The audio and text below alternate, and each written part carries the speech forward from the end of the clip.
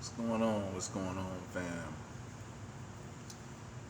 Just want to take the time to talk to y'all this morning about morning is another word. Anyway, this day about paying attention to the miracles and the signs that the universe is showing you. You know, the universe is spinning. You know, it's been spinning for a while. I think a lot of people are just not paying attention. You know, there's so many like signs and wonders that are presented before us every day, each and every day. And I just want to encourage you all to pay attention to the signs, and especially signs of truth. You know, when the truth is presented, I'm just speaking within your signs. Let's just say you're praying or looking for a sign, and then the sign is presented to you, whether it be good or bad. You know, do you have the power and the courage to walk in it, no matter what it looks like? The truth is always going to be uncomfortable. It's always going to be a little uncomfortable. But the thing is, once you walk in it, you'll realize it's not as bad as what you think, because you've been shown, and now you have the power to make a choice, to um, to reassess, to reevaluate. You know, which way you want to go with it. So whatever it is that's exposed to you, that you've been exposed to, count it as joy for real, because at the end of the day, you can walk right in it, and you know the truth now, and and you just have to be able to process it. But I just want to take a minute to talk to y'all about some of the miracles that I experienced. Which was pretty phenomenal within itself. And I remember when, like, this is just like some of my signs that I was on the right path. I mean, straight up universal law type stuff. And I remember just pay attention, like I said, to the miracles and the signs that are in front of you. And because the Most High is going to show you, the universe will show you, like, for real, your words literally have power. So the first story I'm going to start out with is, I call it the Bunsey story. Bunsey, Bunsey. I got a cousin named Bunsey, right? He's my second cousin. And I used to cut hair, and so I had my own barbershop and stuff. So I hadn't seen Bunsey in, I'm telling this story, this was maybe several years ago that this happened. And what happened was, I was just thinking about Bunsey, like, it just out of nowhere, he just came out of my mind. It just came into my mind. I'm like, how is Bunsey doing? I hadn't heard from him. I mean, I know it was like 10 years, easily, and because he was back from my hometown, and then I was just thinking about him, so I called my other cousin, and I was like, have you seen Bunsey? And I was thinking about him. She said, well, yeah, he's down at the beach somewhere. But keep in mind that the beach is 7 cities here. It's a 7-city Hampton Roads area, and a lot of water. And I hadn't seen him, but he was like really on my mind, really heavy. And so I was like, how was Bunsey doing? So she said, he's down there somewhere. I don't know which city, but he's down there. So I was selling hot sauce one Saturday, because I used to deliver hot sauce. Like, I used to have like a little route. It was in the book as well. And I used to go to barbershops and salons and sell my hot sauce straight up. Chef Joseph's Kick Sauce, and it's the bomb. Check it out on the website. And yeah, really. And so I was, I had me a route, and if I found me a barbershop, I would just walk in on a Saturday morning, introduce myself, let them know the product, and boom, it took off from there. And so one Saturday, I had made a wrong turn down a street that I wasn't familiar with, and I seen a barbershop like back to my left, and it was back to my left, and I said, oh, I haven't seen, I hadn't went to that shop, so let me just stop in there just to see if they want some hot sauce. Man, I parked my car, and we're talking after almost 10 years. So I walk into this shop. Guess who's sitting in the chair? Bunsey. Bunsey sitting in the chair. Like, it didn't surprise me, because I'm heavily connected spiritually. But I was like, Bunsey, I've just asked our cousin Della about you, and I said, man, it didn't surprise me, but it was like, wow, it wasn't even 3 days. There he was sitting in the chair.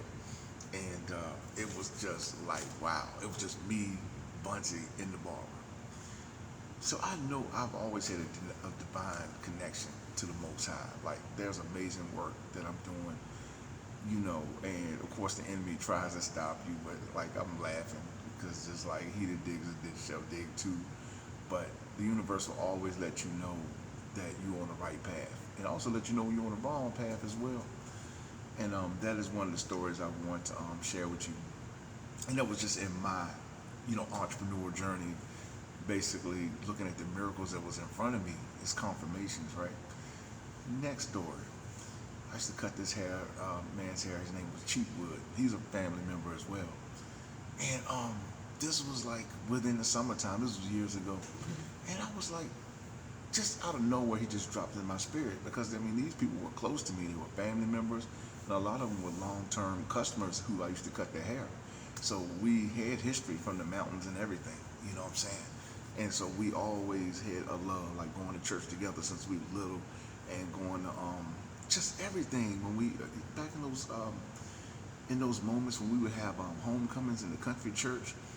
Me and my cousins used to play outside on the rocks outside the church while our grandma would be in there cooking with all the elder saints, the women they're dressed in all white. You know what I'm saying? They'd be cooking fried chicken, corn, pudding.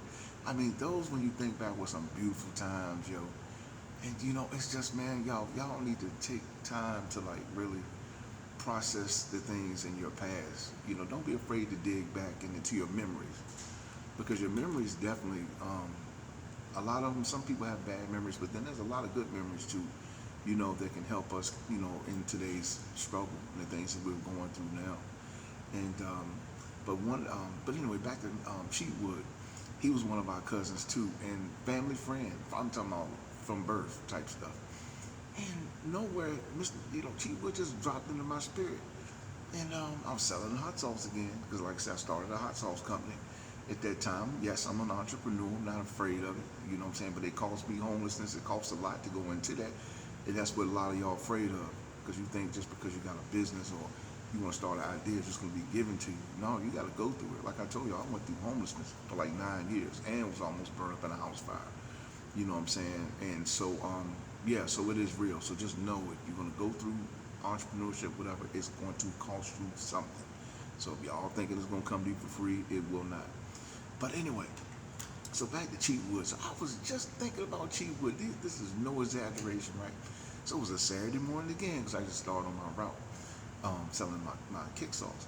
And so I go into this barbershop who usually buys kick saws from me, right? And I'm coming out the barbershop. I think I sell a bottle, I go out to the car, something like that. And I'm on the way to get back in the vehicle. And I seen a man bent down changing his tire. I know what y'all thinking. No, it's not a lie. It's straight up. So I basically, the man was bent down. I couldn't see his face. And I was about to get in the vehicle, and I was like, sir, you need some help changing your tire? He turned around. It was Cheatwood. I hadn't seen Cheatwood in like 8-9 years then. What are the chances of him being from the mountains, back where our hometown is from, to being in Virginia Beach, changing a tire at that exact moment that I asked him? Like, think about it. The universe had to orchestrate that for him to be there and for me to be there at that right time. This is real talk, man. Like, it didn't surprise me, but I smile at the Most High, because it's like, the light is on me, you know what I'm saying? And, and it's not just on me, it's on all y'all who choose to walk in it, and it does require truth. It requires honesty. To my child's mother, it honestly, it comes down to just being accountable and admitting where you're wrong and what you've done to poison certain situations, for real. And until people walk into those type of truths and to ask for forgiveness and try to work through their problems, to work through their things, they'll never be free. And I'm not just throwing it off. I'm just saying, I still, as an entrepreneur, carry those scars on me every day, behind being treated unjustly, things like that. You know what I'm saying? And then poisoning other people to cause generations of stuff to be halted. But I'm a firm believer, and I know that until those people are willing to call a truce, to say, you know what, I'm wrong. That's all it takes, man. Like, it ain't hard to say I'm wrong. You know what I'm saying? So many of y'all afraid to walk into that.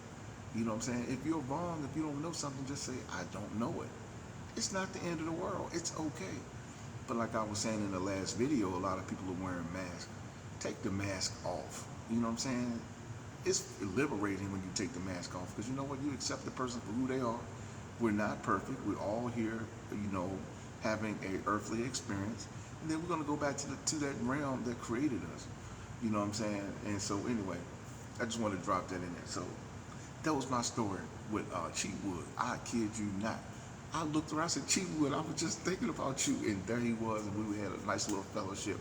And it was just amazing. And keep in mind, where I'm from to the beach is like 4 hours. So what are the chances of me not seeing him in 8 to 9 years, to him dropping in my spirit like within 4 days or so, 9 years later, and then he happened to be changing a tire in front of the same barbershop that I was coming out of on a Saturday. I'm just saying.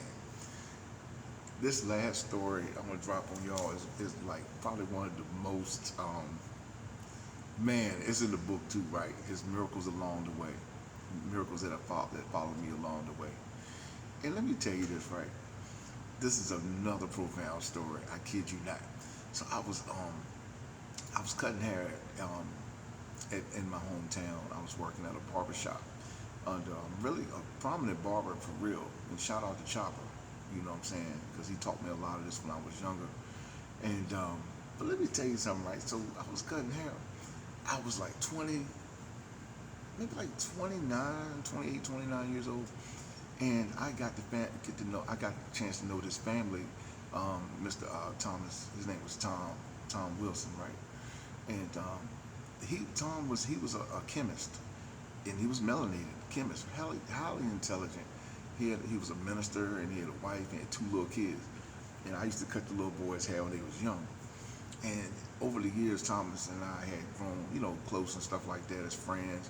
When he couldn't get a haircut after I'm working long, he would come to my apartment and I would cut his hair and stuff like that.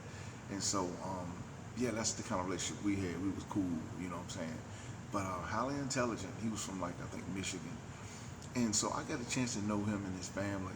And they respected me as his barber, and I would cut the children's hair and everything. And so when I moved to the beach some years ago, I hadn't seen not Chopper, I hadn't seen Tom probably in, God knows, man, like, these people were from my hometown. I hadn't seen him probably like maybe 10 years. It was a long time. Years. And so, look, I'm not exaggerating. This is the true story. So what ended up happening, the sun is gleaming. Y'all see that, right? It's really nice. And so don't let the light affect you. So, so I hadn't seen Tom in years. And so the spirit had dropped on me to go to the beach, because I like going to the beach on Saturday mornings and stuff like that, walking in the sand, just looking at the waves, taking in the energy. And so the spirit kept prompting me, go to the beach. And I'm like, I learned to be obedient over the years, because when my spirit speaks, I definitely follow. And I listen. I learned to listen. And I was like, go to the beach. And I was like, why is the spirit prompting me to go to the beach today? But, okay, so I go to the beach, right? It was around like 6:45 in the morning. The sun was coming up over the waves. So, usually I just park in the car and I sit in the car, but then sometimes, I get out and walk. But this was some 10 plus years later that I had not seen Tom for real, like no exaggerating. So I get out my vehicle, I walk down onto the sand, and I'm walking by the waves, just looking, meditating, looking and meditating. I look to my right, and I see a family. Yes, the look on my face says it all.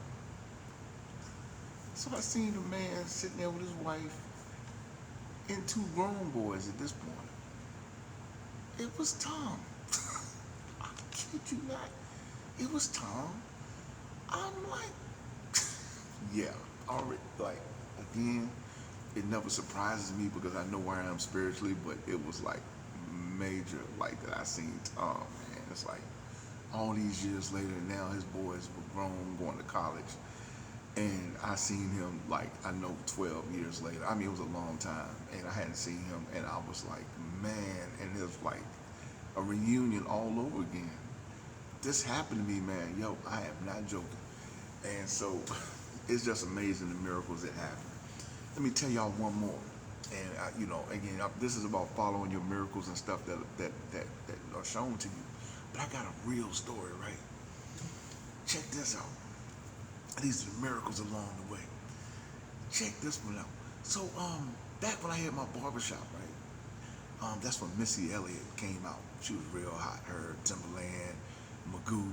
Shout out to Magoo and Timberland. Up jumps the boogie. Yo, them some man. That music was that was the time, the era. And but for some reason, that's when Missy came out with that what's that song? Gossip Folks. It was Gossip Folks. And I know when she dropped that jam, right? I was listening to it, and I used to be a DJ, by the way. So yeah, I was familiar with records in the 1200s, turntables, and all that. And when she dropped that joint, when I step up in the P's, I don't even want to speed, you know. And I said back in my mind when I first heard that jam, I'm going somewhere with this. I was like, I know she's not gonna drop that double Dutch bus in there. Like, I was like, I know she's not gonna do that, but she hadn't got to that part. It's my first time hearing it. I said, oh my God, if she dropped that double Dutch bus in that jam, I said, this a rap. When I heard that double Dutch bus, I was like, it was over, game over. Shout out to Missy Elliott, yo. Y'all don't know how much y'all affected me in a positive way. You know what I'm saying? Because like, that's another story. But I'm just saying, you all have been inspiration to me. Is what I'm trying to say. But check this out. So Missy went through this thing, right? She just really blew up. Her, Timberland, all them. But Missy in particular, man, I had like a real. It wasn't a crush on Missy. It was like I liked her style. You know what I'm saying? I like Timberland. I like all their styles, but like for some reason, I just paid attention to Missy. It was like, I guess I was just captivated by how she was rolling. You know what I'm saying? And so I went through this phase of just this Missy Elliott thing, and just her style, her dress, where she was from, where she come up from, all these kind of things, and it was inspiration to me. And if she knew this, man, I'm trying to tell you, I'd like to meet you one day. 'Cause let me tell you what happened. And so I said to myself, as I had the barbershop, and I told the barbers, I was like, we were talking, and that's when Virginia was on the map with Missy and them. And then I was like, man, they only in Virginia Beach, because at the time I was in the mountains area, and it was like 4 hours away. I said, they only 4 hours away, and they doing all this great thing, And so it just stuck with me, right? So years later, when I moved to the beach, right? I had moved to the beach then, and I was struggling to find work and everything, and I basically, and that's nothing. And I seen her